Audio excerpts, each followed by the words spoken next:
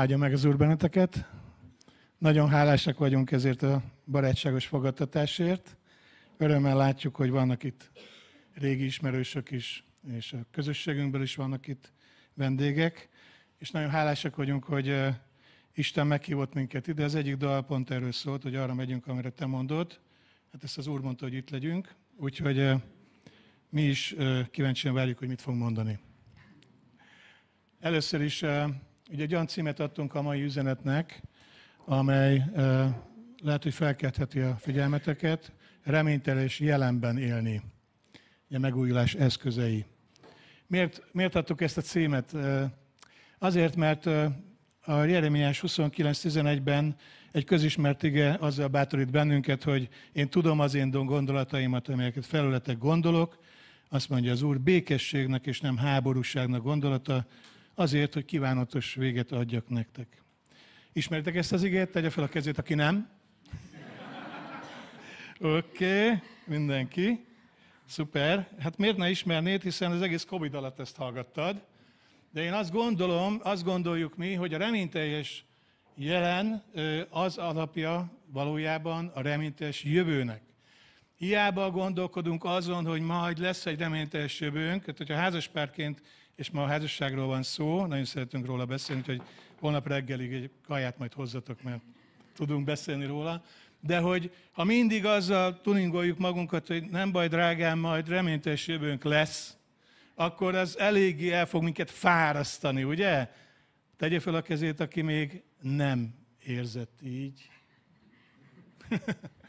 Tudjátok, a reményteljes jövő az a reményteljes jelenből származik. Tehát reményteljes jelenben kell élnünk, és mi kedvet szeretnénk csinálni a házassághoz. Idősebb házaspárok ideje megújulnunk velünk együtt. Fiatal házasok, tehát ne ránk nézzetek, idősebbekre. Néha megkeseredünk, elfáradunk. Nekem a legutóbbi az tegnap este volt. Azzal mentünk egy egész napos szolgálatból Kiskörösről, és nem értette a feleségem, mi vagyok a mogorva vele, hát azért, mert éhes voltam. És vacsorázni akartam, és leültem enni, és beleszúrtam a villát a kajába. Egyébként nem szoktam vacsorázni, de akkor nagyon ügyes voltam. És emelem fel az első falatot, és megkérdezi, te, a jegyzeteket tegnap elhoztuk, vagy jegyzeteket ma elhoztuk, nem felejtettük ott, Kiskörösön? Mondom, na, akkor beszélgessünk erről. Tehát utána mogorva voltam vele, és akkor sajnáltam, hogy így bántam vele. Tehát a házasság az egy ilyen izgalmas dolog. Aki nem házasít, az is örüljön neki, hogy nem annak, hogy nem házas, hanem annak, hogy fogsz hallani olyan dolgokat, ami hasznos tesz számodra. Én hiszem. Tehát reményteljes jelenben élni, ez a célunk, nem az, hogy majd a jövőben egyszer. Amen? És erre megvan minden okunk, hogy ez így legyen. Vissza tudná hozni. Köszönjük. És most mielőtt még pár szót mondanánk magunkról, a házaspárokat kérem, hogy forduljatok egymás felé, hogyha itt a társad. Forduljatok fizikailag egymás felé, jó? És mondd meg neki, hogy nagyon szeretlek, jó? És örülök annak, hogy itt vagy velem. Köszönöm Istennek a te személyedet. Hálás vagyok azért, hogy te az életem része vagy. Szeretnélek boldoggá tenni. És megáldalak, hogy a mai nap, a mai üzenet engem tudjon megváltoztatni, és tudjál majd nekem örülni. Ámen.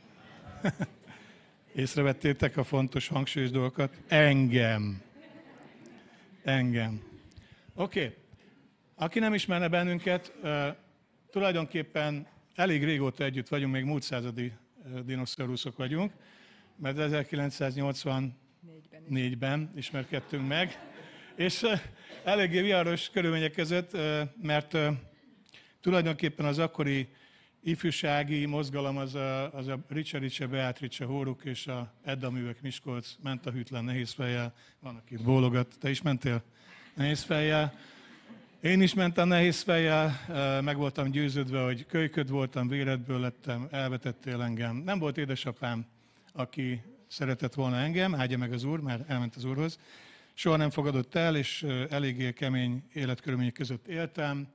egy beteg édesanyja mellett, aki nagyon sok problémával küzdött lelkileg, idegileg, ami ilyen generációs átkokból származott, stb. Most ezt nem részletezem, később megtért, de hogy ez egy nagyon terhelt időszak volt, egész születésemtől át kellett élnem az elvetettségnek mindenféle formáját, és nagyon nehéz volt. És kikötöttem a Moszkva téren a galeriba, majd aztán hát egy fél évet töltöttem a református kollégiumba, gimnáziumba Debrecenbe, de nem bírtak elviselni, és elküldtek. Onnan szeretettel mondták, hogy inkább járd a saját utadat. Ugye, minden nagy embert kirúgnak Debrecenből, sokan itt is kirúgták. De hogy akkor, amikor én ott voltam első osztályos, akkor ő negyedikes volt. Hát köszönöm az úrnak, hogy nem akkor találkoztunk itt szembe, mert akkor szerintem egy első osztályossal mit csináltál volna? Hát nem figyeltük az elsősokat.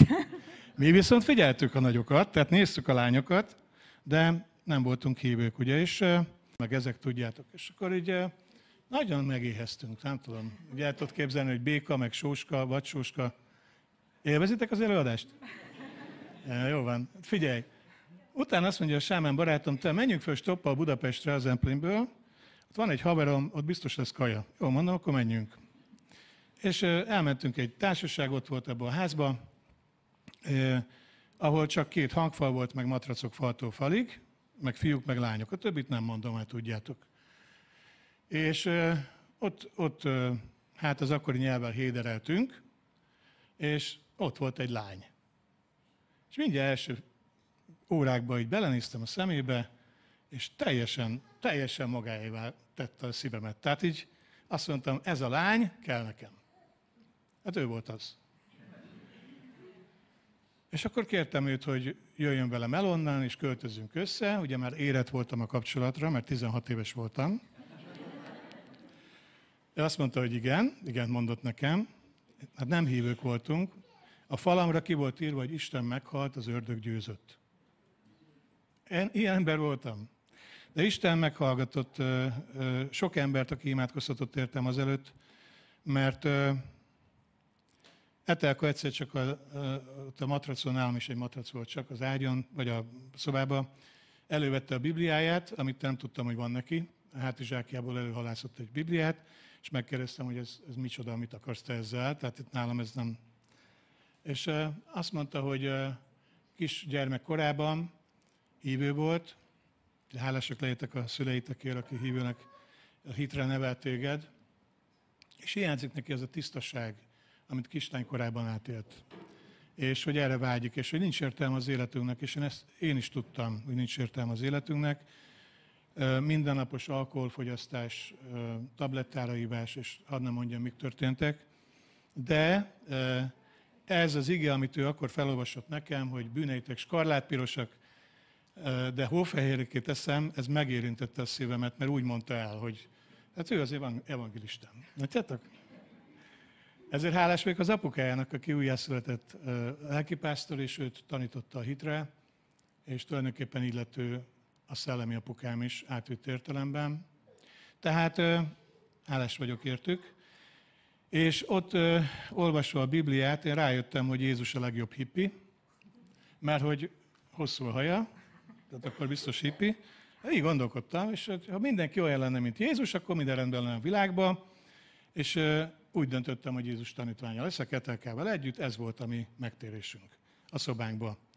És csak jóval később kerestünk közösséget, és az Úr adott nekünk egy növekedést, és Szent Szellem által újjászületünkbe merítkeztünk. Csodálatos történet. Tehát hálásak vagyunk az Úrnak ezért. Igen, tehát 40 éve vagyunk együtt, jövőre leszünk 40 éve házasok, és én nem akartam gyerekeket. Azt mondtam Etelkának, hogy erre az átkozott, nyomorult világra most nem így gondolom. Nem érdemes gyerekeket vállalni. Nem csak most gondolkodnak így az emberek, akkor is volt ilyen. És amikor az első gyermekünk megfogant, megszületett, akkor azt mondtam, hát újjá vagyok születve, csodálatos, hogy Isten ilyen életet ad, és ilyen forrásokat, hogy csodálatos buzog a szerelem közöttünk, és Jézus új perspektívákat adott nekünk, és azt mondtam Etelkának, most már nem merjél védekezni. Amit Isten nekünk ad, azt mi el fogjuk fogadni. Hát nem gondoltam, hogy ugye 11 gyermek lesz De, hát nem tudom, a te nevedben mondhatom, hogy nem bántuk meg. Mondhatod. Jó, de ő szülte meg, tehát nem én, de ott voltam egy csomónál. Egyszer az ujjam ez ilyen kék-vörös lett, mert szorította az ujjamat, úgyhogy nagyon fájdalmas szülés volt. Innen most már tudom, hogy milyen rossz. No, halleluja. És ugye a házas misszió vezetőiként is üdvözlünk benneteket, ez egy csodálatos országos csapat, majd lesz egy pár perc később, erről beszélünk. Minden házasság egy életre szóló igennel kezdődik. Emlékeztek még rá, házasok? Mondtátok, hogy igen. És mindenkinek az a vágya, hogy ez be is teljesüljön. Tehát, hogy életre szóló legyen. Ez a vágyunk. Senki nem úgy tervezte, hogy majd pár év múlva elválunk. És ez egy szomorú törés, ami az emberek életében megtörténhet. Tehát fontos, hogy megértsük, hogy tulajdonképpen a mi döntésünk, a kettőtök döntése, a mi kettőnk döntése az, hogy hogyan tudjuk ezt megvalósítani, hogy életre szóló igen legyen az életünk, a kettőnk élete. Tehát ez egy közös kihívás, egy csodálatos meghívás, és úgy van leírva nekem, hogy kihívásokkal teli, csodás, közös életút. Szépen néz ki. Kihívásokkal teli, ebben mindenki egyetért. Csodás, hát igen. Közös életút, hát igen, ezt elhatároztuk, most már muszáj lesz végigcsinálni, de az, hogy ne csak közös legyen, hanem csodás is, az rajtunk múlik. És erről szeretnénk nektek ma beszélni. Több témát hoztunk, amit meg fogunk világítani, úgyhogy kössétek be a biztonsági öveket, és jegyzeteljetek valahol, mert rengeteg mindent fogunk mondani, ami szerintem építő lehet számotokra. Én is szeretettel köszöntelek benneteket. Folytatom, ahol Gábor abba hagytam, hogy tényleg minden házasság egy igennel kezdődik, és nagyon sokan úgy gondolják, általában így szokott lenni, hogy hogy ugye szerelmesek, amikor összeházasodnak, és hogy ez így is fog maradni, és hogy így a házasság így magától jó. Hát ez egy tévedés. A házasság nem magától jó. Nagyon sokat kell belefektetni, most csúnya szóval munka, hogy jó legyen a házasság továbbra is. És tényleg elmondhatjuk nektek, hogy 40 éve vagyunk együtt, de mi még szerelmesebbek vagyunk egymásban, mint az elején. És ez lehetséges. Tehát, de ez tényleg egy odafigyelés, egy törődés, egy munka, a házasságnak az ápolása. Az Énekek énekében hoztunk is egy könyvet, amit írtam az Énekek énekéről, majd a végén látni fogjátok. Ott van egy ige, egy klasszikus ige, amit általában ismernek az Énekek énekéből. Nem sok igét szoktak idézni onnan. Én ezt az igét szeretném. Bizony erős a szerelem, mint a halál, legyőzhetetlen a szenvedély, akár a sír. Úgy lobog, mint a lobogó tűz, mint az Úrnak lágja. Sok víz sem tudja eloltani a szerelmet, folyók sem tudják elsodorni. És akkor van tovább, és a lángja az Úrnak lángja. Tehát, hogy ez az Énekek éneke 8-ban található meg. Tehát a szerelmet az ige egy tűzhöz hasonlítja, itt ebben az ige szakaszban. És mit kell tudjunk a tűzről? Hát nem tudom, hogy van-e valakinek kályhája, amivel otthon melegettek, de a tüzet táplálni kell. Tehát ez a tulajdonság, hogyha azt szeretnénk, hogy a tűz lobogva maradjon, hogy azt táplálni kell. És ez nagyon fontos, hogy ez itt van az igében, mert ez egy kulcs, hogy megértsük, hogyha azt szeretnénk, hogy a mi szerelmünk is megmaradjon, és ne csak egy ilyen középszerű, unalmas, savanyú házasságunk legyen, hanem tényleg egy ilyen Isten szerinti szenvedéllyel legyen tele, és szeressük egymást szerelemmel, ehhez bizony táplálni kell a tüzet.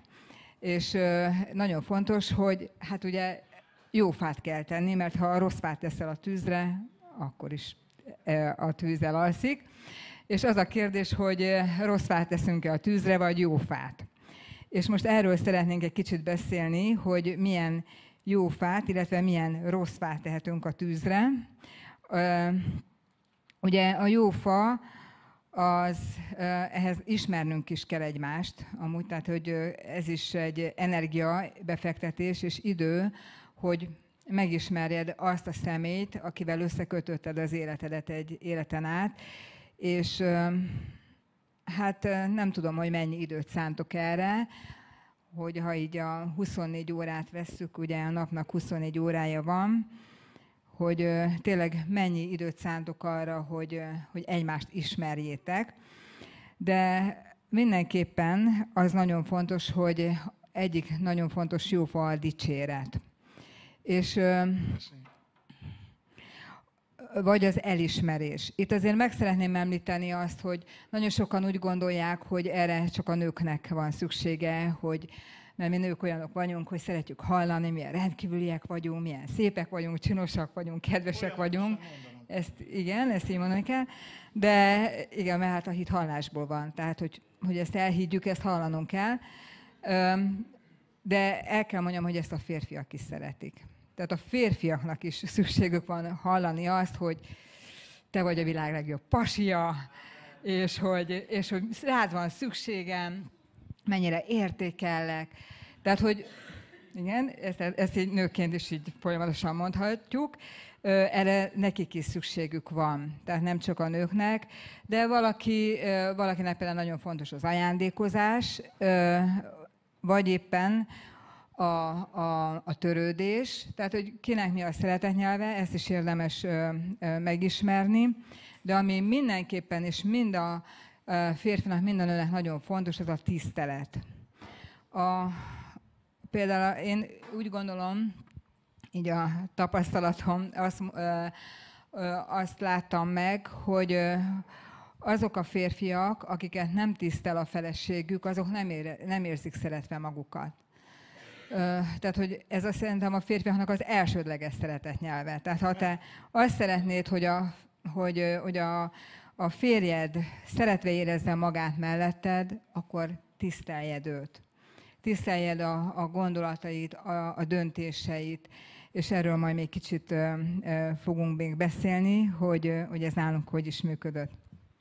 Következő jó fa, egy olyan dolog, amit mindenki tud, közösen imádkozni, ugye mindnyájan közösen imádkozunk otthon, ugye? Tehát ez egy népszerű dolog a keresztények körében, hogy a házaspárok együtt imádkozzanak, de ez egy csodálatos dolog, ezt csak ajánlani tudjuk, mert a közös imádkozás elő tudja segíteni az érzelmi gyógyulásunkat. Tehát, akik őszintén imádkozunk együtt, az Úr előtt együtt vagyunk, tényleg valójában nem lehet megúszni azt, hogy ne beszélgessünk. A kommunikációnk tud fejlődni azáltal, hogy imádkozunk egymásért, imádkozunk a problémákért, amelyekkel küzdünk, ha őszinték vagyunk az Úr előtt. Az ilyen ima gyógyítani tudja az érzelmeket, és a felszabadult érzelmek hatással lesznek az intimitásunkra. Tehát aki szeretne jó intimitást, az imádkozzon. Oké? Lehet, hogy nem gondolkodtál már így ezen, hogy köze van a közös imádkozásnak az intimitásunkhoz, de próbáljátok ki. Napi közös imádkozás és igetanulmányozás. Ugye lehet, hogy mindegy beleugrottam egy szellemi dologba, de a mi meggyőződésünk az, hogy a valódi intimitás az nem csak a fizikai, hanem van egy érzelmi és van egy szellemi része is, amelynek része az, hogy az Isten igével kapcsolatban vagyunk. Nem csak én, meg nem csak ő külön, hanem vagyunk. Hogy tudunk valahogy arról beszélgetni, tudunk megosztani, megértéseket megosztani. Tehát mi olyan érdekes, hogy tényleg ahonnan hozott minket Isten, ahogy elmondtam nektek, hogy Isten kimunkálta bennünk azt, hogy nem tudunk úgy egy napot eltölteni, de képzeld, azt olvastam, hogy, és majd ez szólt hozzá meg, te arra dologra meg Isten igéje azt mondja, és egyszerűen folyamatos bennünk ez egy egymás építése, és ez segít nekünk az érzelmi problémák feldolgozásában is, mert nekünk is vannak érzelmi problémáink egymással, amikor úgy nem jól működnek a dolgok, tehát nekünk is vannak hibáink, és rengeteg dologgal küzdünk, amiben ez a két dolog nagyon nagy segítséget ad, a közös ima és a közös ige olvasás, ami közösen épített bennünket. Igen, hát még van egy csomó jó fa, de most térjünk rá a rossz fákra, amik kiolthatják a szerelem tüzét a házasságban. Hát az egyik ilyen nagyon, nagyon vizes fa, tehát ez nagyon durván kioltja a szerelem tüzét, a kritika. Egyetértetek vele? Szóval különböző szülői háttérből jöttünk, különböző nevelést kaptunk, különböző elvárásaink vannak, egyikünket takarékosságra nevelték, ilyen nagyon poroszos, fegyelmezett, ez voltam én. Gábort meg, hogy hallottátok, édesapja nem volt jelen az életében egyáltalán, anyukája meg nem nevelte. És akkor így, hát így nem is alakultak ki nála azok a dolgok, ami nekem meg fontos volt, hogy mondjuk a szennyes ruhát mondjuk dob be a szennyesbe. Nem tudom, hogy ezek ismerős dolgok-e, vagy hogy magad után légy szíves, ezt így tedd el. De még sorolhatnám ezeket, és ezek, nem sorolom. És akkor elkezdjük egymást kritizálni. És ez tényleg megöli, ez meg tudja ölni a szenvedélyt, és a másikat meg nagyon meg tudjuk vele alázni. Tehát ez nem arról szól, hogy nem mondhatjuk el, hogy mi mit szeretnénk, de nem mindegy, hogy mondjuk el, hogy milyen hangsúllyal mondjuk el, hogy a másikat tényleg így a földig alázzuk, vagy úgy kérésszinten mondjuk el, és empatikusan, tehát megértve azt, hogy a másik honnan jött. És lehet, hogy ami neked könnyű, azt neki felnőttként kell megtanulni. Tehát itt ezek nagyon fontos dolgok. Vagy például az érzéketlenség, hogy nem veszem figyelembe, hogy ő milyen állapotban van. Például most mondta Gábor, hogy ezt a banális példát, hogy mondjuk, ha ő éhes, akkor nekem azt figyelembe kell vegyem. Tehát akkor ez egy fontos dolog. Asszonyok, nők, hogy ha férjetek éhes, na akkor akarjátok vele a világ nagy dolgait megbeszélni, ezt ő etessétek meg. Ez nagyon fontos, és akkor sokkal nyitottabb lesz, hogy meghallgasson. Vagy ilyen lehet a figyelmetlenség, hogy tényleg nem figyelek oda arra a szükségleteire. A türelmetlenség, mi ebben nők sajnos nagyon jók tudunk lenni ebbe a türelmetlenségben, de amúgy a Szent Szellemnek a gyümölcse a türelem. Tehát, hogyha Istennel egy élő, mély kapcsolatban vagyunk, ő ki tudja bennünk ezt munkálni. Vagy például az is egy rossz fa, hogyha a saját szerepkörünket nem töltjük be. Ugye mi a nőnek az elsődleges saját szerepköre az, hogy segítőtárs vagyok. Tehát minden más ezután következik. Ezért lett megteremtve a nő.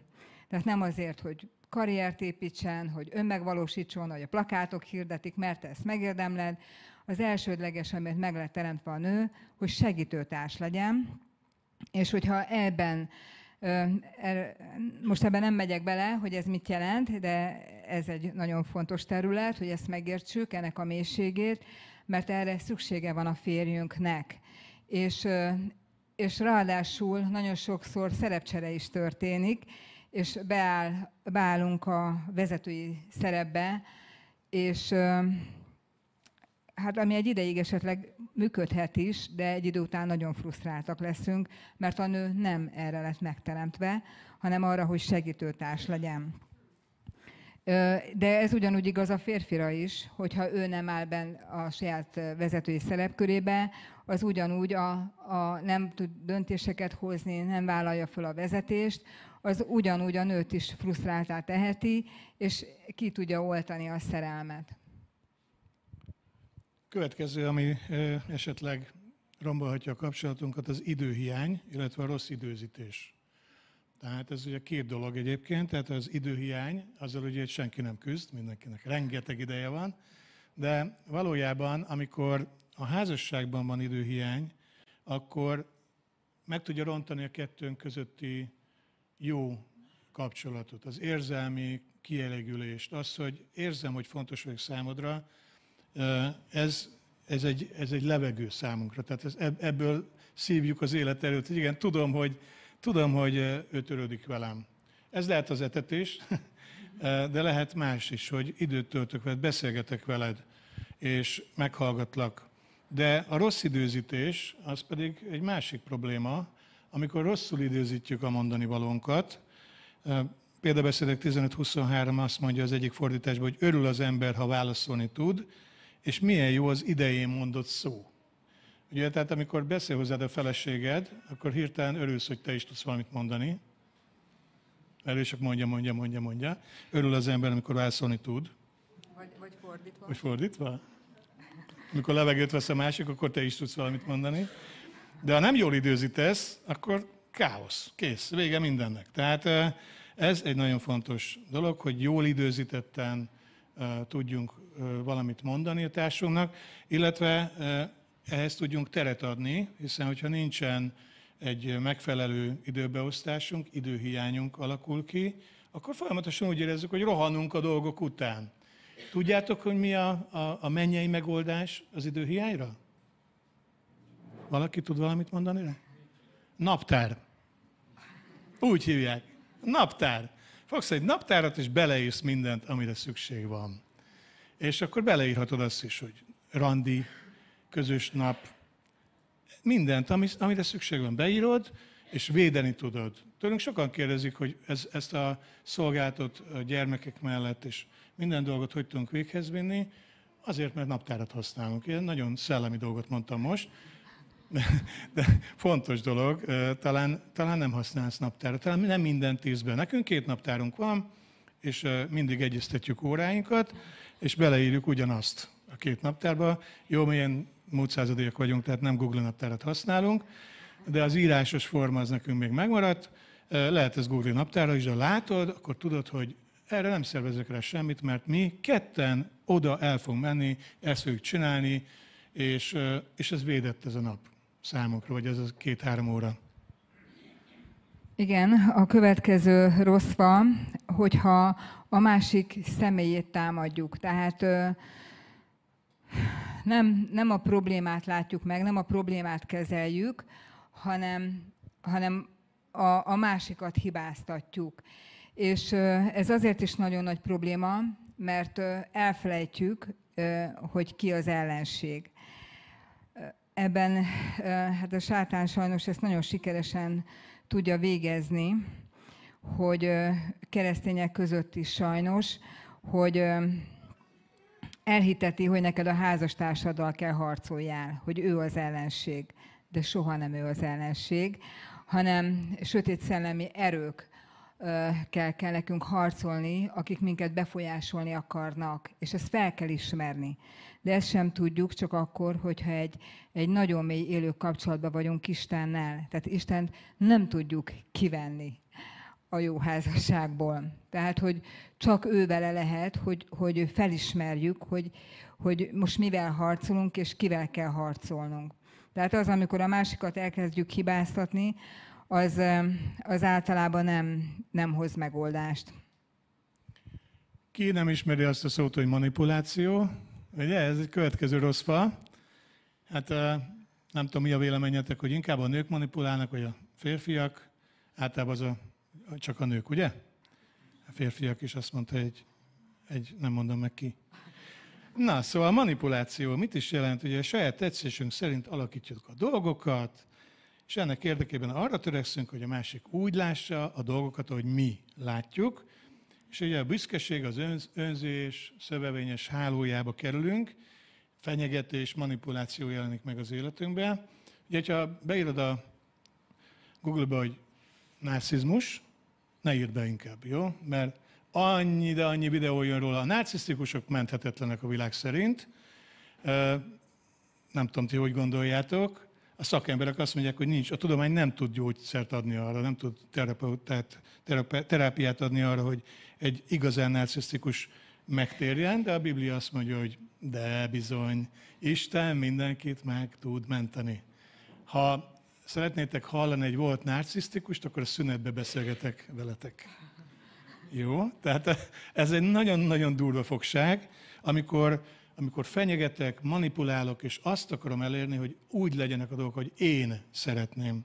Ez egy nagyon rossz fal, ez rombolja a kapcsolatunkat, és a mi életünkben nagyon sok tévedés történt emiatt.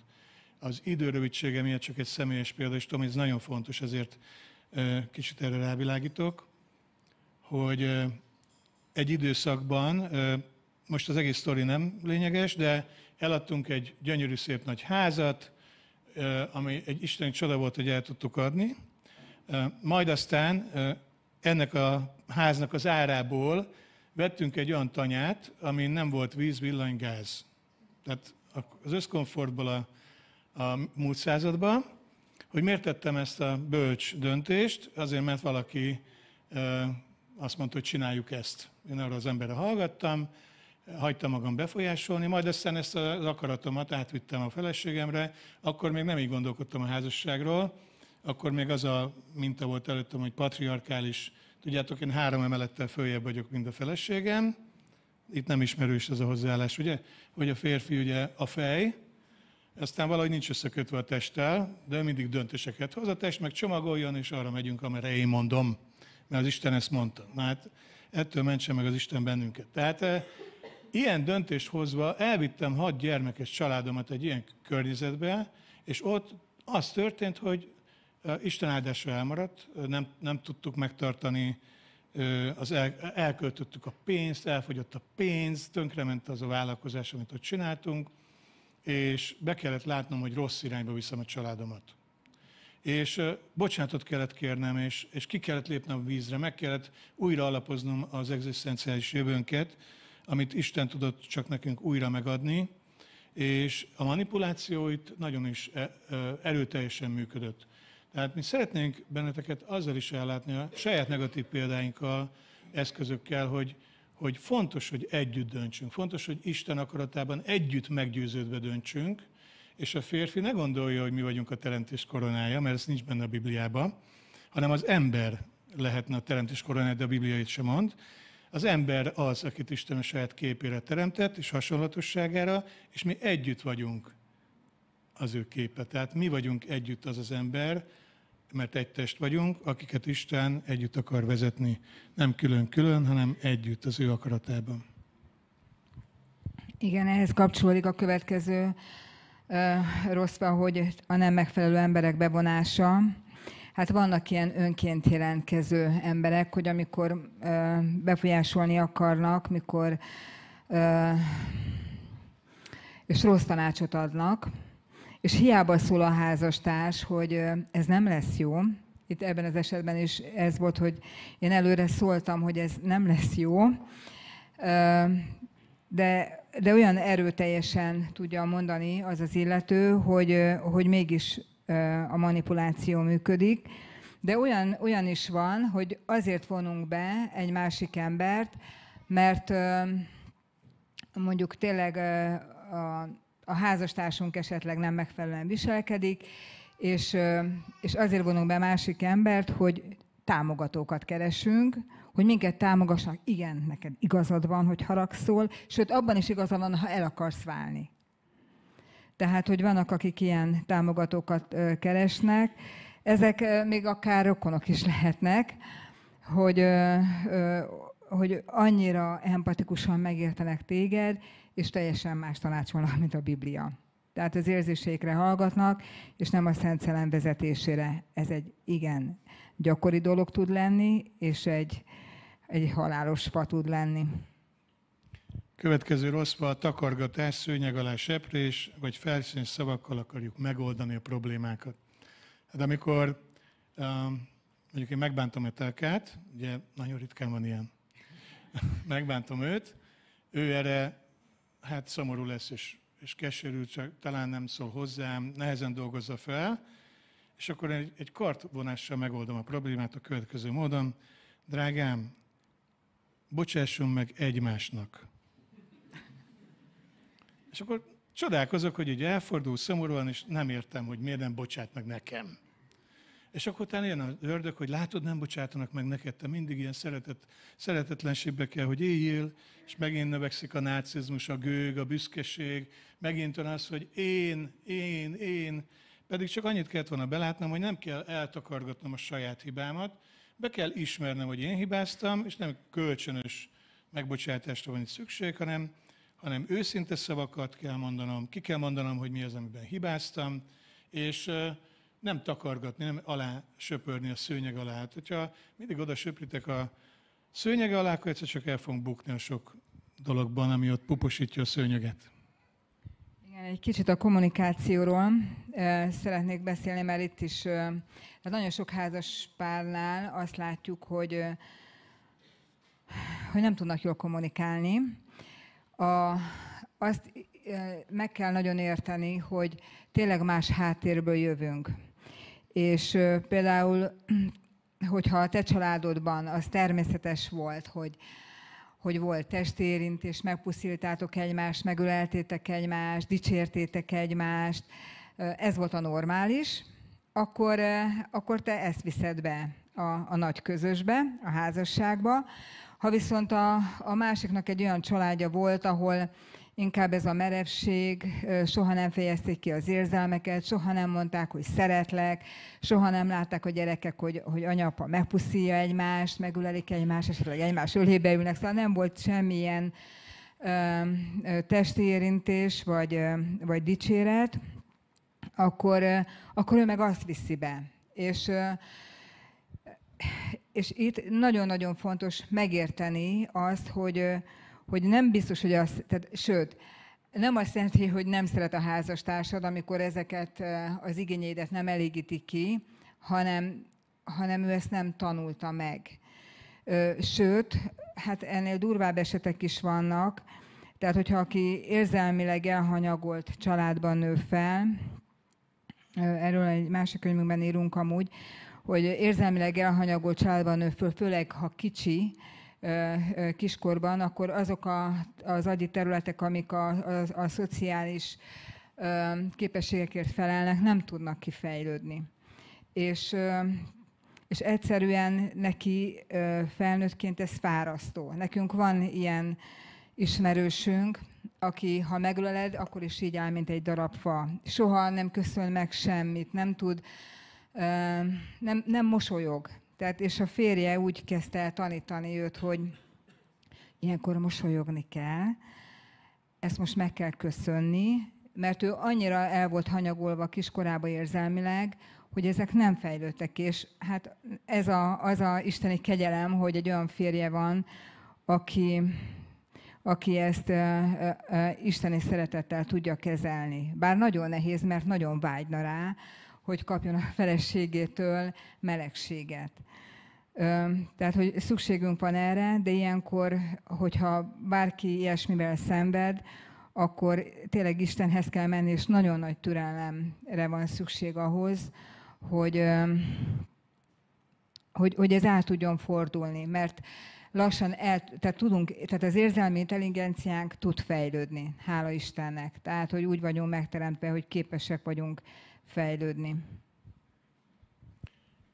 Hogyan? Úgy, hogy Jézus Krisztus szeretetével találkozunk.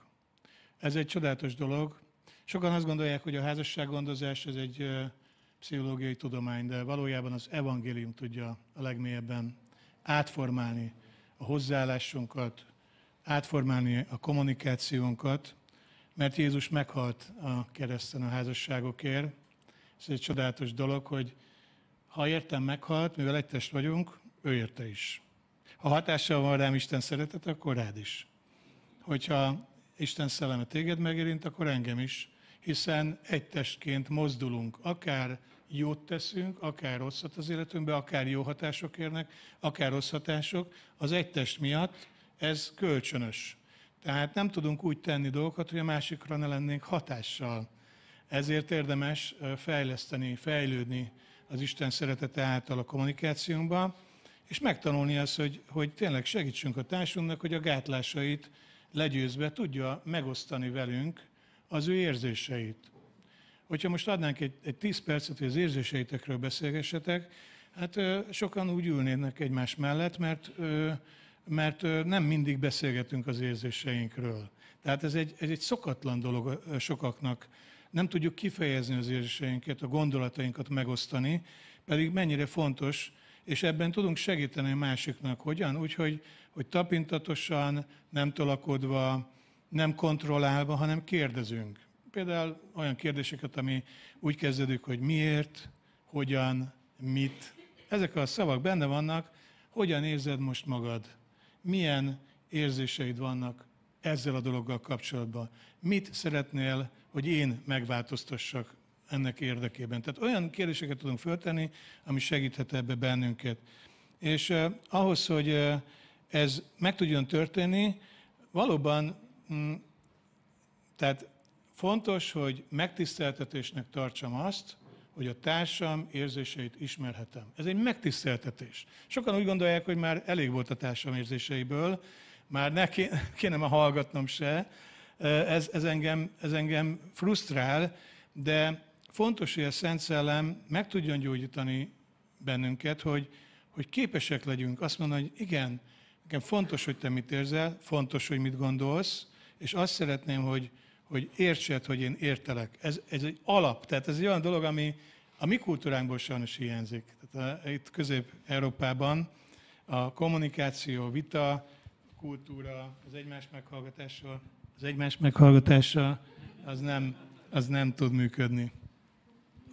Igen, tehát akkor bizonyára látjátok, vagy értitek, hogy a beszédünket nagyon is tudja befolyásolni az, hogy honnan jöttünk, milyen családi háttérből. Például, hogyha egy olyan családban nőttél fel, ahol a kritika az így úgy masszívan ott volt, tehát mondjuk hazamentek a gyülekezetből, és rögtön elkezdték kritizálni azt, aki éppen szolgált. Itt biztos nem, de vagy bármi. Tehát, hogy a kritika, vagy mindenkit meg lehet kritizálni, és akkor ebbe így nagyon jó volt a család, akkor ezt is bevisszük a házasságba, és így zsigerből ez jön, hogy már a jót nem is veszük észre, hanem csak az, hogy mit tudunk megkritizálni. Hát a kommunikációhoz, tehát nagyon-nagyon hozzátartozik, amit most Gábor mondott, hogy akkor beszélgetünk jól, hogyha sokat hallgatunk. Tehát meg kell hallgassuk a másikat, teljes figyelmünkkel. Ez onnan tudod lecsekkolni, hogy ez jól csinálod-e. Ha miközben ő beszél, és te a válaszon gondolkodsz, akkor nem jól hallgatsz. Tehát, hogy ez tényleg, ezt figyeld meg magadon. Hogyha te közben a válaszon gondolkodsz, akkor te nem tudsz jól kommunikálni. Mert akkor igazából nem az érdekel, hogy mi van a másikban, hogy én meg akarlak téged érteni. Tényleg érteni akarom a gondolkodásodat, a szívedet, hanem magam vagyok. Az én egóm a fontos, és azon gondolkodok, hogy majd én mit fogok neki válaszolni. Tehát, hogy ez egy jó dolog, hogyha erre odafigyelsz, és ha ezt veszed észre, akkor ezen kell változtatni. Hát és mivel mi nők egyszerre több mindenre is tudunk figyelni, amúgy vannak olyan férfiak is, akik egyszerre több mindenre tudnak figyelni. Tényleg, ritka, de vannak.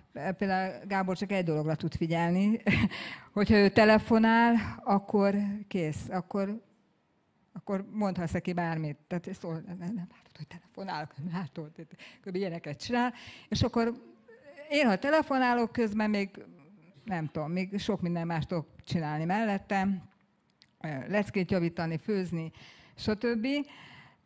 És mivel, ez is lehet egy probléma, mivel több mindenre tudunk figyelni, ugye úgy mosogatunk, hogy háttal vagyunk a férjünknek, és ő éppen nagy dolgokat mond el, a nagy gondolatét mondja, de teljesen ott vagy, és érted, és figyelsz. És ez velünk megtörtént, hogy egyszer mondta Gábor, hogy hát nem ülnél le, és nem, figyeld már, mit mondok, légy szíves, és mondom, de hát figyelek, hát vissza tudok mondani mindent szóról szóra, értem az egészet.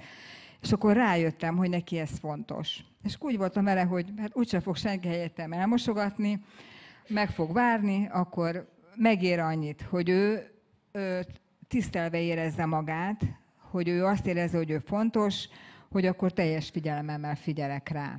És akkor abba kellett hagyni ezt a tevékenységet. Tényleg nem mosogatott el senki helyettem, úgyhogy be tudtam pótolni. Néha én nem mosogatom. Igen. És nem tudom, hogy azt tudtátok-e, de a kommunikációban ez fontos megérteni, hogy a kiejtett szavaink az csak kevesebb, mint 10%-a a kommunikációnknak. Sokkal többet beszélünk a hanghordozásunkkal, ahogy pofákat vágunk, mimikálunk, felhúzzuk a szemöldökünket, meg stb. Ahogy sóhajtunk, ahogy ilyeneket csinálunk. Tehát, hogy ezekkel sokkal-sokkal többet kommunikálunk, és ezért nagyon fontos, hogy mindenre oda kell figyelni. Hogyha te tényleg meg akarod ismerni, és meg akarod érteni a házastársadat. És hát végül is a végső eredményhez, tudjátok, mi vezet bennünket? A szánk. Tehát a beszédben egy olyan hatalom van, amit Isten is gyakorolt, amikor létrehozott mindent, azt mondta, hogy legyen. És a mi házasságunkat is ez nagyon komolyan befolyásolta, kezdettől fogva. Tehát amit mondtunk, azt éreztük, hogy vagy halál, vagy élet. Ahogy a példabeszédek 18-21 mondja, hogy aki ahogyan szeret élni a beszédnek a hatalmával, úgy eszi ennek a gyümölcsét. Tehát a házasságban ez extrán igaz. Extrán igaz. Ahogy indítod a reggelt, ahogy hozzászólsz a társadhoz, vagy hogyha feszültség van, például a szelíd beszéd. A szelíd beszéd, abban ő egy nagymester. Én amikor így fortyogok, vagy nem tudom, duzzogok, vagy morgulódok, és ő szelíden megszólal, és azt mondja, hogy most miért gondolod azt, hogy... És akkor hirtelen leállok, mint a bugócsik, amit így leállítanak, hirtelen föleszmélek, hogy tényleg miért pörgök én ezen, vagy miért kellene ennyit morgolódnom, vagy miért kellene ennyit duzzognom. Ahogy a példabeszédek 25-15 mondja, hogy a szelíd beszéd megtöri a csontot. Egyszer történt egy ilyen, most el fogom mesélni helyetted. Mi állattartásból értünk 15 éven keresztül, és a sógorommal lekaszáltuk a füvet, ott hagytuk száradni, ti lehet, hogy ilyesmit nem csináltatok életetekbe, de képzeljétek el, ott szárad a téli takarmány, abból él az állat, abból fejük a tejet. Na hát ez egy szép történet, romantikus is egyébként. Na és Etelka kiment egy vasvillával egyik nap, hogy megforgassa a szénát, hogy megszáradjon. Ez egy ilyen tevékenység. És amikor kijutott a mezőre, azt látta, hogy 2-3 markos legény a szekérrel ott áll a mi szénánk mellett, és pakolja föl a mi szénánkat a szekérre. Hát ő meg a kis piros kis tunikájában, emlékszem mai napig, olyan gyönyörű volt rajtad ez ruha. Kiment ugye, fiatal volt, 20 éves, 21, a vasvillával a vállán, hogy ő megforgatja piroska, ugye, és ott volt a sok farkas. Tehát ugye és akkor látja, hogy lopják a szénát. És később ugye mesélt, hogy oda ment a markos legényekhez, és megkérdezte, hogy miért lopjátok a szénánkat, ez a mi szénánk, hát ne vigyétek már el a szénánkat, hát mit fognak enni a tehénkéink? Hogy kérlek szépen, ez a mi szénánk, hát hogy mégis nem kellene, hogy a más szénáját elvigyétek. És az emberek, hogy megdöbbenve álltak, ugye nem voltak hozzászokva az ilyen jelenséghez, hogy valaki nem káromkodik, nem szídja őket, nem rendőrséggel fenyeget, megkérleli őket. És azt mondták, tudod, hogy ilyen szépen kérted, hát ha ilyen szépen kérted, itt hagyjuk a szénátokat, és még ledobálták azt is, ami fel volt pakolva, és elmentek. Olyan bátor volt, elképesztő, elképesztő. És engem is sokszor így lefegyverez. Tehát fontos, hogy a Róma 12.10 szerint, hogy egymás iránt gyöngédek legyünk, tiszteletadásban egymást megelőzőek legyünk. Isten igéje ellát minket egy csomó kommunikációs eszközzel. Nagyon fontos az, hogy mindannyian céllal vagyunk itt a Földön. Tehát itt nincs olyan ember, aki tévedés lenne. Tehát Isten akarata vagy. Isten céllal tervezett meg téged, benne voltál a gondolataiban, és benne is vagy.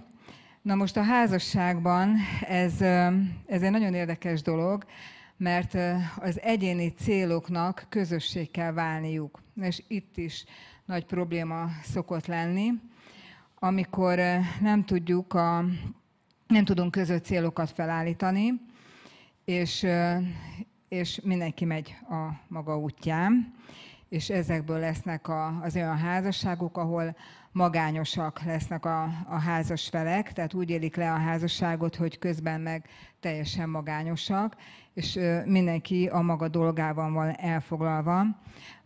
Szintén az Énekek énekében, nagyon szeretem az Énekek énekét, van egy ilyen vers, hogy vonj engem magad után, hadd fussunk, és ez csak egy rövid kis mondat, de nagyon sok üzenet van benne. Én talán azt emelném ki belőle, hogy ezt a nő mondja a férfinak, tehát a nők vágynak arra, vágynak az erős férfira, akiben megbízhatnak, aki helyes irányba viszi őket, aki után bátran mehetnek. És ezt a vágyát fejezi ki a nő, hogy vonj magad után, tehát hogy én akarlak követni téged. Tehát itt is nagyon fontos, hogy itt is bejönnek a szerepek, hogy a férfi megy elől, és a nő követi. Tehát ez egy egészséges vágy a nőben, viszont hogy tudnak együtt menni, úgyha egy úton vannak. Tehát, hogy ez nagyon fontos, és amikor tényleg így külön utakon vagyunk, akkor nem is kell csodálkozni, hogy kihűl a házasság, és már igazából csak önmagunk körül forgunk. Tehát prioritást kell, hogy élvezzen az egyéni céllal szemben a közös cél. És nagyon fontos, például nekünk mindig vannak közös céljaink. Tehát tehát mindig fölállítunk közös célokat. És ez nagyon fontos, hogy ez egy kulcs. Ez egy kulcs, mert ha vannak közös célok, azt együtt kell megcsinálni. És ez még inkább összehoz benneteket. Igen, mert amikor közös céljaink vannak, akkor ugye közös befektetésre van szükség, közös időre, megbeszélni, átgondolni, átimádkozni, egyeztetni, közösen örülni. Tehát csodálatos, amikor közös céljaink vannak, akkor arra igyekszünk, hogy ez megvalósuljon, és közben megismerjük egymásnak a belső tulajdonságait. Kezdjük érteni azt, hogy mit miért mond úgy, ahogy mondja. Kezdjük érteni a személyiségét. Kezdjük érteni azt, hogy mi az, ami őt mozgatja igazából Isten felé például. Ilyen nagy közös célunk, ugye én egyszer azt mondtam Etelkának, figyelj Etelka, mi felforgatjuk Magyarországot. És rám nézett, és azt mondta, jó, csináljuk, forgassuk fel a Magyarországot. Ugye hát az apostolok cselekedeteiben is van így országháborítók. Hát szeretnénk ilyen országháborítók lenni, de nem rossz irányú természetesen, abból van elég ember, hanem olyan irányba, ami Isten királysága, ami azt a célt fogja szolgálni, hogy minden egyes házaspár, akik ma itt is vagytok velünk, világító toronnyá váljunk ebben a világban. Ez a mi látásunk. Hogy ti mindnyájan, akik házasként itt vagytok, és esetleg még nem vagytok házasok, és Isten megadja ezt a kegyelmet, hogy házasok legyetek, házaspárként mi a világító tornyok vagyunk. Mi a hegyen épült város vagyunk. Amen? Ez a mi célunk. Ez a mi életcélunk, hogy mi hegyen épült város legyünk. És olyan jó tapasztalat volt egyszer egy ilyen tapasztalatunk, hogy egyik gyülekezetben tarthattunk egy kis bemutató előadást a missziónkról, a munkatársainkkal együtt, és az adott egyháznak a fő vezetője ott volt a sorok között. Én nem is tudtam, hogy ott van az emberek között, és másnap felhívott az illető, hogy de Gábor, nagyon jó volt a tegnapi előadásotok, amit a csapattal csináltatok, de én az egészben azt figyeltem, hogy ti hogy néztek egymásra, és hogy Etelka hogy néz rád. Miért mondom, hogy nézett? Hát azt mondja, tisztelet, szeretet, áradozott Etelkáról, nem lettem féltékeny, de úgy mondogatta. Ez nagyon jó hangzik, hogy tényleg ilyen jól nézett rám a feleségem, kezdett hízni a májam, és akkor azt mondja, hogy figyelj ide, szervezek egy konferenciát, az összes gyülekezetünkből meghívom az összes presbitert, pásztort, mert hogy kéne hallanunk, hogy ti hogy csináljátok ezt, hogy a feleséged így néz rád. Hú, teljesen úgy voltam vele, hogy én vagyok a Superman, de nem én, hanem Isten. Isten teszi azt közöttünk, hogy egy közös célért, egy közös látásban, egy akaratban. Tudjátok, mi az, hogy egy akarat? Tudjátok, hogy milyen forradalmi erő van abban, hogy két ember mindenben egyetért? Tudjátok, hogy mi lesz annak a gyümölcse? Az, hogy bármit kérnek a mennyei atyától, megadja nekik a mennyei atya. Ezt ígéri. Hogyha ketten egy akaraton vagyunk minden dolog felől, amit kérünk, Isten megadja nekünk. Miért? Nem azért, mert mi akarjuk, hanem mert már tudjuk, hogy mi az ő akarata. Egy akaraton vagyunk abban, hogy mit akar Isten. Ez szerint az egy akarat. És amikor ebbe az egy akaratba bele tudunk illeszkedni az Isten szelleme által, az Isten igéje által, magunkat megfeszítve, megismerve egymást egy közös cél érdekében, akkor csodák kezdenek történni. Csodák kezdenek történni. Olyan csodákat láthattunk, amit Isten kegyelméből, amit nem is gondoltam, hogy Isten meg tudja gyógyítani például az egyik fiamnak a szemét. Egy gyermek kilőtte a fiam szemét nyíllal, érted? Nem volt szeme. Szétnyitottuk a szemét, és nem láttuk a szemgolyóját. Berohantam a házba, és azt kiáltottam a gyerekeknek, hogy térdre, és tessék imádkozni. És mindenki térdre esett. És elkezdtünk kiáltani Istenhez. Megkentük olajjal mindent, amit az írás mond, és csak ott kiáltottunk. Nem úgy, hogy édes Istenem, hálát adom neked, hogy most összegyülekezhettünk, hanem kiáltottunk. Kiabáltunk. A gyerekek is. Annyira megijedtünk. És egy pár perces ima után azt mondjátok, hogy hagyjuk abban, mert békességet kaptam. Hú, mondom, most akkor ki a fej? És vettük a gyermeket, 2,5 éves volt, szétnyitottuk a szemét, és ott volt a szeme. Érted? Tehát gondolj bele, hogy milyen élmény. És akkor még egy sztori, évekkel később elmentünk, sose tudom melyik tengerpart, Albánia? Albánia. Elmentünk nyaralni, évekkel később, és az egyik kislányunk, a legkisebb, valahogy ott a tengerben ott pancsoltunk, és elkerült a figyelmünket, elboklászott, és eltűnt a gyerek. Albániába egy, hány éves? 6 éves kislány eltűnt. Egy 1000 ember ott a tengerparton, egy szőke kis gyönyörűség eltűnik Albániába. Hát gondoltad, mit gondoltunk. 2 csapat oszlott a család, elkezdtünk rohangálni, kiabáltuk a nevét, hol vagy, már albán emberek is keresték. Etelka vezette a család egyik részét, én a másik részét, és hadd meséljem el ezt is helyettet, hogy később elmeséltem, amikor megtaláltuk a gyermeket, 3-4 órán keresztül, ugye? Kerestük a gyermeket, és elmesélte Etelka, hogy amíg kiabált és kereste a gyermekünket, kétségbe esve, már minden lejátszódott az elménkbe, hogy mi lesz ebből, Isten meglátogatta a szellem által, és mondta Isten neki, hogy békesség, meg lesz a gyerek. Ugyanaz az érzés volt benne, mint amikor a gyermekünknek a szemét ért ez a baleset, és Isten szólt, hogy békesség. És azt mondta az Úrnak, Uram, most hagyj el ez a békességgel, most ezt hagyjuk, először legyen meg a gyerek. Érted? És egy óra múlva meglett a gyermek. Akkor azt mondta, hogy nagyon most jöhet a békesség. De Isten szólt, hogy meg lesz. Érted? Ez az Isten vezetése. Tehát egy csodálatos dolog az Úr vezetésében lenni, és ennek ugye az alapvetés az egy akarat, a közös célok. Igen, tehát rendkívül fontos, hogy a Szent Szellem velünk van. Ő tényleg jelez, vezet. Fantasztikus, hogy Isten a saját szellemét osztotta meg velünk. Csodálatos. Én a megbocsátásról szeretnék még beszélni. Azt mondja az Efézus 4.32, hogy legyetek pedig egymáshoz jóságosak, irgalmasok, megbocsájtva egymásnak, miképpen az Isten is a Krisztusban megbocsájtott nektek. Itt azt szeretném kiemelni, hogy miképpen. Isten is a Krisztusban megbocsájtott nekünk. Tehát itt valami minőségi megbocsájtásról van szó. Mert hogy bocsátott meg nekünk Isten? Hát végérvényesen bocsájtott meg, ami azt jelenti, hogy soha többet nem hánytorgatja fel a mi bűneinket, vétkeinket, és azt mondja ez az ige, hogy mi is ilyenek legyünk, hogy jóságosak, irgalmasak és megbocsájtóak legyünk.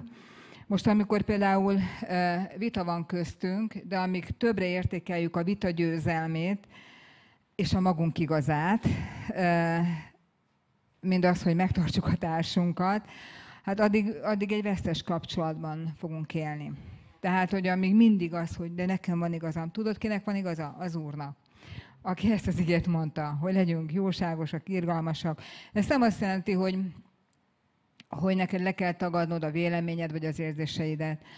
Elmondhatod, de nem mindegy, hogy mondod el. Tehát nagyon meg tudjuk egymást bántani, és és hát nagyon, tehát a megbocsátáshoz most nem tudunk belemenni, de nagyon-nagyon szükségeltetik az alázat. Tehát akár nem kell bocsátanom, akár nekem kell bocsánatot kérnem.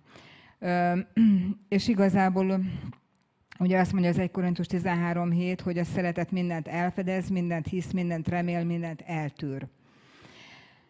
Hát nem tudom, hogy állunk ezzel. Én nekem biztos, hogy fejlődnöm kell ebben a dologban,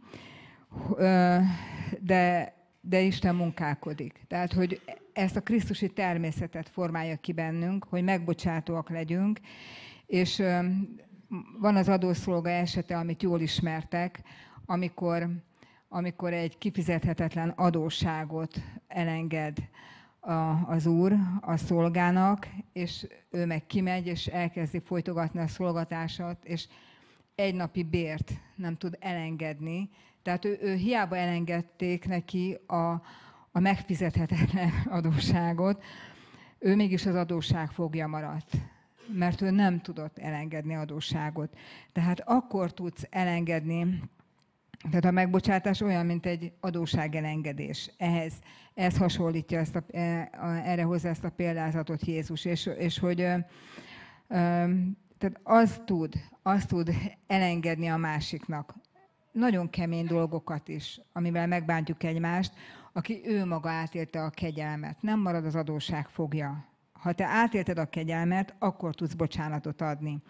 És Istennek a kegyelme, hogy milyen, mert miképpen Isten is a Krisztusban megbocsátott nektek. Erre szeretnék egy példát hozni, hogy most gondoljatok bele, hogy itt látom, itt van sok apuka, mondjuk tegyük föl, egy fiad van, és azt megölik. Azt az egy fiadat, elkapják a gyilkost, és a bíróság azt mondja, hogy 5 évre elítélik. Nem tudom, hogy így első hallásra így mit szólsz. Hát én agyaként ez nem fogom, biztos azt mondanám, hogy soha többet ki nem jöhet a börtönből, és ez a minimum.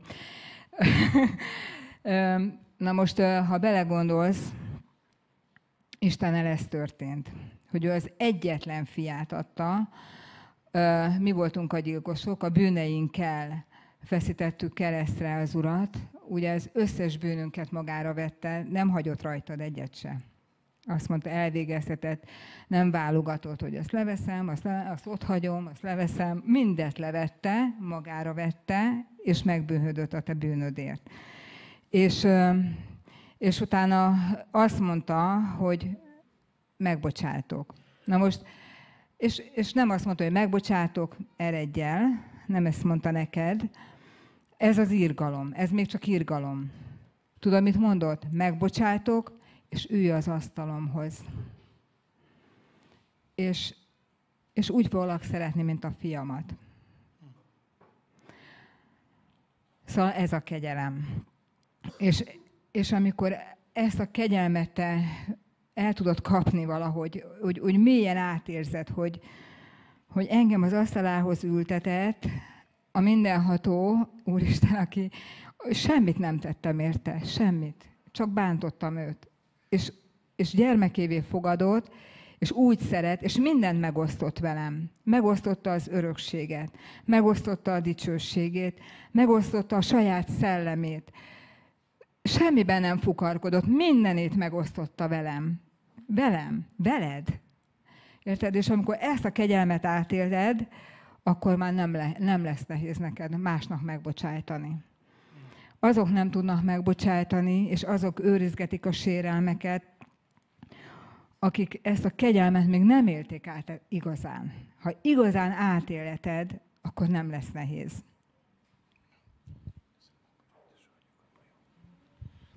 Tehát a megbocsátásról van most szó, és talán ez lesz az utolsó kör, amit most megnyitunk, és folytatunk, és ezzel fejezzük be. Mert itt van a kutya elásva. Tehát a megbocsátás, az elengedés, ez egy művészet. És ez egy olyan dolog, amit csak Isten tud elvégezni a szívünkbe. Nekem és nekünk egyébként nagyon sok mindent meg kellett egymásnak bocsátanunk. az első kb. 5-6 évünk, az egy nagyon kemény menet volt. Hiszen belevittük a házasságunkba a generációs mintáinkat, a szokásainkat, és olyan dolgokat, amelyekben meg kell tisztulnunk. Sokan csodálkoznak ezen, hogy kimerem így mondani, hogy újjászületett emberként, úgy, hogy embereket vezettem már az Úrhoz, úgy a házasságom tulajdonképpen romokban hevert. Hogy mersz ilyet kimondani? Ilyen nem lehet, hogy te újjászülettél, és a házasságod romokban hever. De én vagyok erre egy bizonyíték, hogy lehet. Tehát Isten szeretné, hogy meggyógyuljunk. És ezen a területen a megbocsátás a kulcs. És a megbocsátásnak, amit mi egymástól tanultunk, és egymás felé kell gyakorolnunk, egy nagyon fontos eleme, hogy 2 szóból áll, ki is írhatjuk egy pólóra, gyors és végleges. Gyors és végleges. Sapkádra is kiíratod. Gyors és végleges, akkor legalább látja a társad. Tehát, hogy én például ilyen voltam, hogy amit Etelka volt egy nagy hibája ellenem, ezt most nem mondom el nektek, ne titok, és kezded el, mondom, figyelj ide, nem tudom, hogy akkor, amikor te ezt megtetted, mondtam egy hét múlva, mire gondoltál, hogy mégis megtetted? Elmondta kedvesen, hogy mire, hogy jutott odáig. Jó, rendben van. Megint 2 hét múlva. Te figyelj, amikor az történt, és egyszer csak így megállt, és azt mondja, Gábor, te megbocsátottál nekem? És mondtam, igen, én megbocsátottam neked. Akkor miért hozod föl? És úgy megszégyenültem, Uram, tényleg, hát te is olyan Isten vagy, aki azt mondja a Biblia, hogy te a tenger mélyére veted a bűneinket, és nem emlékezel meg róla. Tehát nem azt mondja, hogy elfelejti, Isten se felejti el a bűneinket, csak nem emlékezteti magát. Nem emlékeztet bennünket arra, hogy mit bocsájtott meg nekünk. És ezt megtanulni csodálatos dolog, ugye Korintus 13 is mondja az 5. versben, hogy nem rólja fel a rosszat, hogy vajon a lelkeden hány ilyen rovátka van, vagy a szobád falán így húzogatod ötösével, és megint áthúzod, és akkor így ott vannak, és amikor elköveti a házastársad a következő hibáját, akkor megint az összeset felhozod, mint hogyha az még mindig létezne. És tudjátok, van 2 ige, ami azt mutatja, hogy mindig az én térfelemen pattog a labda. Pont volt egy ilyen házas alkalom, nem tudom hány évvel ezelőtt mentünk Erdélybe, és ahogy mentünk az autóval, hosszú úton, ott volt időnk összeveszni. Mentünk házas hétvégére, és összevesztünk. És duzzogtam magam, hogy már megint ez az asszony is, megint beszól. És akkor egyszer csak eszembe jutott ez a 2 ige. És úgy lefegyverzett Isten szeretete, mert az egyik ige a Márk 11-ben olvasható, hogy amikor megálltok imádkozni, és megemlékeztek arról, hogy valaki ellen panaszotok van, akkor bocsássatok meg. És ott tudjátok, mit mond? Azt mondja, hogy ha egy hegynek akarsz parancsolni és kérni, hogy ugorjon a tengerbe, hidd, hogy meg lesz, és meg lesz neked.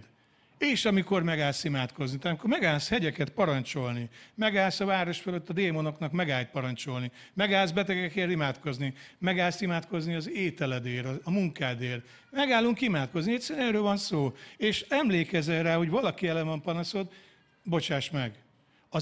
Az áldások gátja a megbocsátatlanság. A hit működésének a gátja a megbocsátatlanság. Tehát az én térfelemen pattog a labda, mert még az illető nem is jött hozzám bocsánatot kérni, én csak megálltam imádkozni, és emlékszek rá. Bocsássak meg. Hát uram, mondtam ott az autóban, mentünk Erdélybe, na nem már, hát még bocsánatot se kérek, hogy bocsássak meg. Isten megtanított már réges-régen, hogy ez így van, csak mindig előjön. Újra edzés van, újra minden nap tanulunk. A másik ige pedig, ami nagyon fontos nekünk ezen a területen, igen, az, hogy a Máté 5-ben arról beszél Jézus, hogyha megemlékezel róla, hogy panasza van valakinek ellened, akkor hagyd ott az ajándékodat, menj el, békülj meg vele, és utána vidd föl. De tudod, mi van előtte egy vagy két verssel? Az, hogyha valaki ok nélkül haragszik rád, méltó az ítéletre.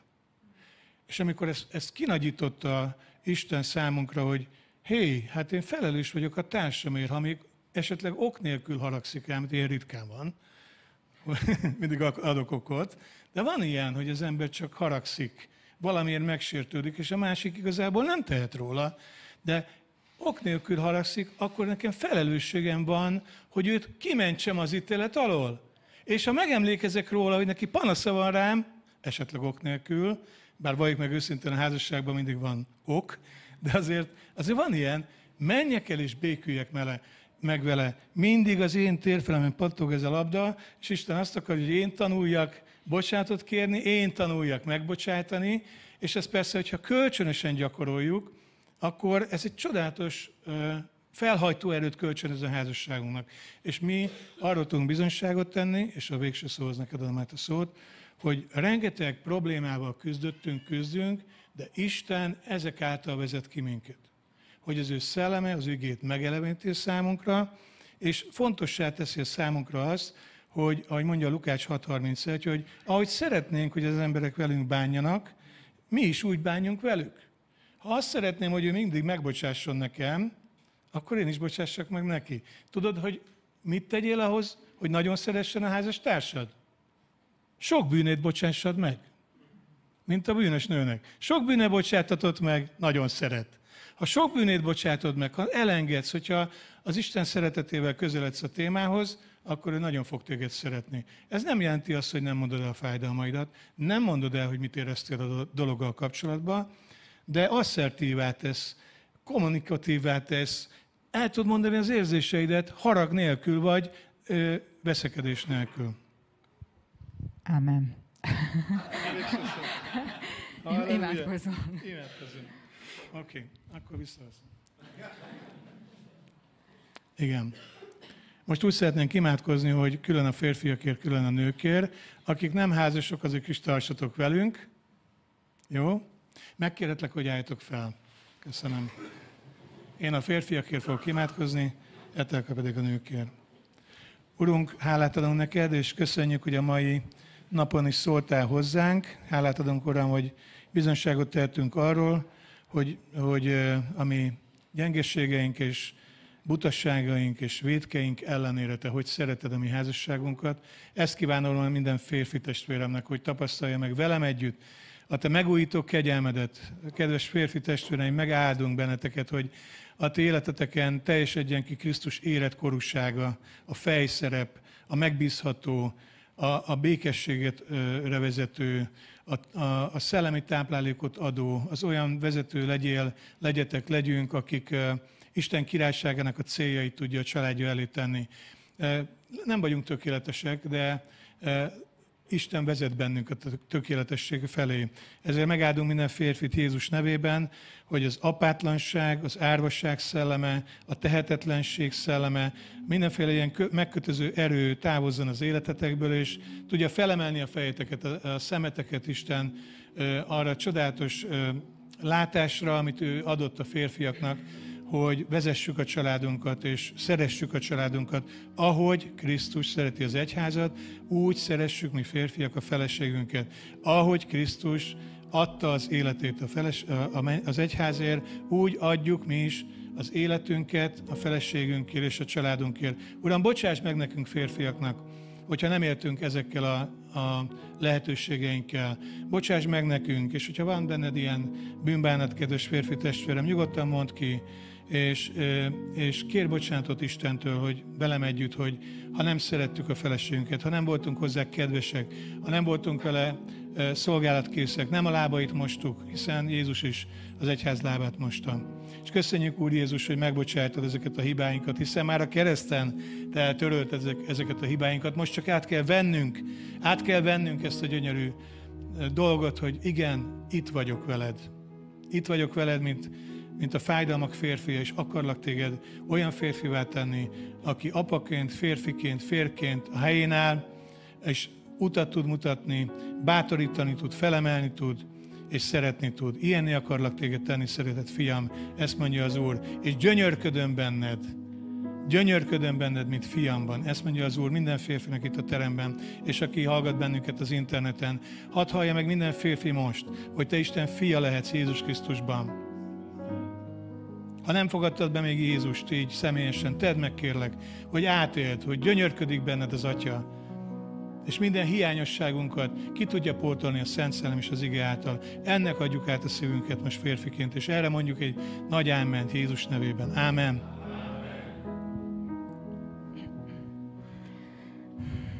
Drága Uram, hálát adok neked, hogy megszólíthatunk, hogy Atyának hívhatunk téged, Uram. Semmit nem tettünk ezért, Uram, hogy te befogadj minket, Uram, és asztalhoz ültes, hogy a házad népe legyünk. Mindent te tettél, Uram, és áldunk, magasztalunk, Uram, ezért dicsérünk téged, hogy te telve vagy kegyelemmel, irgalommal, jósággal felénk, Uram. Minden nap megújul most is a te kegyelmed rajtunk. Köszönöm ezt, Istenem. És Uram, most imádkozok az asszonyokért, a nőkért, Uram. Kérlek, hogy segíts minket, Uram. Segíts, Uram, hogy megértsük, hogy milyen csodálatos szerepkör a segítőtársi szerepkör, hogy a férjünket segíthetjük, Uram, abba a látásba, Uram, amit te megálmodtál, Uram. Köszönöm ezt, Istenem, és kérlek, Uramat, hogy ne akarjunk mi a család vezetője lenni, hanem tudjuk segíteni ebbe a férjünket, tudjuk őt dicsérni, tudjuk őt támogatni. Uram, adjál belénk hitet, Uram, hogy a te hited legyen bennünk, Uram, a férjünkre nézve. Köszönöm, Istenem, hogy neked látásod van a férjünkre, és add, Uram, hogy ezt a látást tudjuk elvenni, és úgy tudjuk őt szeretni. Kérlek, Istenem, hogy segíts, hogy a szeretetbe tudjunk növekedni. Köszönöm ezt, Istenem, köszönöm ezt a csodálatos szerepkört, Uram. Dicsőség neked ezért, és Uram, segíts, hogy mindig megbocsátóak legyünk, mindig tudjunk kedvesek lenni. Köszönöm, Uram, hogy tanítasz minket a beszédben, Uram, hogy a beszédünk építő legyen, és a szelíd szó tényleg a csontot megtöri. Kérlek, Istenem, hogy tegyél zárt a szánkra, Uram, hogy amikor kritizálnánk, amikor negatív dolgokat mondanánk ki, akkor azt ne tegyük. Jutasd eszünkbe, drága Szent Szellem, hogy szabadságban lehetünk, hogy szabadok vagyunk arra, hogy építő dolgokat mondjunk, és nem kell azokat mondanunk, amit a sátán akarja, hogy mondjunk. Köszönöm, Uram, és taníts minket szellemben harcolni, hogy tudjunk harcolni mindig a házasságunkért, a férjünkért, a gyerekeinkért. Add, Uram, hogy jó példák legyünk azoknak, akik még nem házasok, hogy olyan asszonyok tudjunk lenni, akiket követni akarnak, amíg nem házasok, Uram. Kérlek, Istenem, hogy áldjál meg így mindannyiunkat. Köszönöm, Istenem, hogy most is, Uram, formálsz minket, beszélsz hozzánk, szeretsz minket. Dicsőség neked ezért. Köszönöm, hogy meghallgatsz. Jézus nevében, amen. Amit itt láttok a kivetítve, egy logó, 2:1 fedez fel az erőt. Ez nem egy rossz matek példa, hanem egy bibliai üzenet, hogy mi ketten egyek vagyunk, és ebben van egy hatalmas erő. Tehát, hogyha eddig úgy gondolkodtál, hogy a házasságod csak lefele húzott, és mindig valami küzdelmes fölfele hegymenet, akkor most egy látásmódváltásra van szükségünk, hogy megértsük, hogy ebben van erő. Tehát abban van éppen az erő, hogy hegymenet van, mert ahogy megértjük egymással való együttműködésünket, abban erő van. Isten ereje van abban. És ez a logó ezt próbálja kölcsönözni. Ez egy nemzetközi misszió, ahogy látjátok is kivetítve, amelynek több mint 100 országban van már csapata. Itt Magyarországon is van egy nagyon áldott csapat. Ez egy felekezetközi csapat, akik valóban mindenféle felekezetből együtt vagyunk. Most jelen pillanatban 28-30 házaspár van ebben a szolgálatban. Van egy honlapunk is, amit majd a végén megláttuk kivetítve. És hát van egy ilyen kurzusunk, hogy házasságra felkészítő kurzus. Itt van. Szeretnél róla beszélni? Én mondjam? Jó. Ez egy 8 alkalom. Azért mondjuk el, hogy mennyi alkalom. 9, bocsánat, mert van egy 0. alkalom is. Hogy értsük, hogy ez nem egy konferencia, hanem egy műhely. Mindegyik kurzusunk, tanfolyamunk egy több hetes dolog, olyan, mint egy házi csoport, ami nagyon építő. Ebben a tanfolyamban olyanok vehetnek részt, akik komolyan gondolkodnak a kapcsolatuk felől, tehát még nem jegyesek, de szeretnének komolyan gondolkodni, komolyan tervezni, és szeretnék egymást jobban megismerni, jobban átlátni az ő saját életüket, önismeretben szeretnék fejlődni, és ez segít abban, hogy egy igazi igen legyen a vége, tehát ne az legyen, hogy valamire igent mondtunk, és utána megbánjuk, hanem hogy segít abban, hogy közösen tervezzünk. Nem tudom, melyik. Igen, a házasság házas kurzus, az életre szóló házasság. Mindegyik kurzusomban kapnak a résztvevő párok egy ilyen szép könyvet. Ez 12 alkalmas, ez a leghosszabb kurzusunk, és hát nagyon, nagyon mély kurzus. Úgy képzeljétek el ezeket a kurzusokat, hogy maximum 6 házas pár vehet részt egy ilyen kurzusba, úgy működik, mint egy házi csoport, csak a házasokban házasok járnak, a házasságra felkészítőbe pedig olyanok, akik házasság előtt állnak, és hát ez nagyon-nagyon megerősítő kurzus, és nem csak azoknak jó, akiknek rossz a házasságuk, jó? Mert tehát ezt így leszögeznénk, hogy ez olyan, hogy mind a kocsilat is elviszed olajcserére, és ahogy beszéltük, hogy a tüzet is táplálni kell, tehát, hogy egy jó házasságnak is szüksége van felfrissülésre, tehát, hogy ez a kurzus ugyanúgy szeretettel ajánljuk azoknak is, akiknek jó a házassága, de azoknak is, akiknek romokban van a házassága. Nem egy olyan párunk volt, aki utolsó esélyként jött el, és helyreállt a házasságuk. Dicsőség Istennek! Igen, szokták mondani, hogy nem kell nekem házas kurzusra jönni, mert jó a házasságom, és akkor szoktam mondani, hogy tehát azért kell jönni, hogy így is maradjon. Tehát, hogy nem arról van szó, hogy a rossz, ez egy társadalmi beidegződés, hogy azért kell menni egy ilyen házassággondozó eseményre, mert rossz, és akkor a gyülekezetben titkolják is, hogy hova mentetek? Hát ide. Hova? Ide. Mert hogy akkor mindenki azt fogja gondolni, hogy baj van velünk. Azzal van a baj, aki nem gondozza a gyerekek. Hát érted? Hát ez egy bölcsesség. A következő tanfolyamunk, a Szülők vagyunk egy életen át, ez a gyermeknevelési kurzusunk, 9 alkalom. Ez egy olyan kurzus, ahol nem csak a gyermekeidet fogod még jobban megismerni, hanem akár önmagadat is, de a szüleiddel való kapcsolat is meg tud jobban gyógyulni, még inkább helyreállni. Természetesen nem csak a negatív dolgokról beszélünk, hanem az áldásokról. Abban is meg tudunk erősödni, jobban felismerni a szüleinktől kapott áldásokat, hogyan tudjuk továbbadni a gyermekeinknek, tehát feldolgozzuk a múltat, beszélünk a jelenről, és tervezünk a jövőre nézve. Nem csak azoknak való, akiknek kisgyermekük van. Tehát számtalan házaspárunk volt, szülőpárunk, akiknek már felnőtt gyermekeik vannak, és meggyógyult a kapcsolatuk a felnőtt gyermekeikkel. Elmondjuk, hogy mi is mindig tanulunk, mi is rengeteg dolgot elrontunk, legalábbis én, és nagyon jó a gyermekeinkkel átbeszélni, ugyanis a szülői kurzusban a gyermekekhez külön-külön kis munkafüzet van minden egyes gyermekhez, és akkor minden egyes gyermekkel lehet átbeszélni bizonyos dolgokat. Nagyon élvezik még a nagy gyerekek is amúgy. A következő a szerelem megújítása, intim hétvége. Ezt nem mondtuk, a szülői kurzus is 9, a 7-es, vagy mondtad? Ez viszont csak egy hétvége. Ez a szexualitásról szól.